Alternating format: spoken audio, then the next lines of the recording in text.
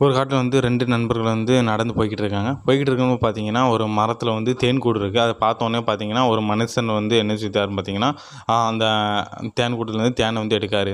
அப்போ இங்க இருக்க ஒரு நண்பன் வந்து என்ன ஆச்சுன்னா, சோகமா இருக்கான்.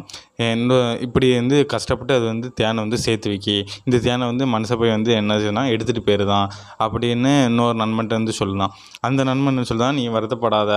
அதால வந்து என்னதுன்னா, அது வந்து தேன் போனாலுமே மீண்டும் அதால வந்து என்ன செய்ய முடியும்னா, தேனை வந்து உருவாக்க முடியும். அந்த மாரி தான் நம்மளும். இப்போ நம்ம வந்து இருக்கோம்னு வச்சுக்கோங்களேன், நம்மளோட உழைப்பு நம்மளோட பணத்தை வந்து யாருனாலும் எடுத்துக்கிற முடியும். ஆனா, நம்மளோட திறமைய வந்து யாராலுமே எடுக்க முடியாது. அதோட திறமை வந்து என்னதுன்னா, மறுபடியும் எவ்வளோ கஷ்டப்பட்டுனாலுமே அந்த தேனை வந்து ஒண்ணா வந்து சேர்த்துரும். இந்த மாரி தான் நம்மளும். நம்மளோட பணம், இப்போ உழைப்பு எது எடுத்தாலும் எடுத்துட்டு போறாங்க. அது முக்கியம் இல்ல. நம்மளோட திறமைய வந்து யாராலுமே என்ன செய்ய முடியாதுன்னா, பறிக்க முடியாது. நம்மளோட திறமை இருக்குதுன்னு எங்கேனாலுமே வாதாடலாம், போராடலாம்.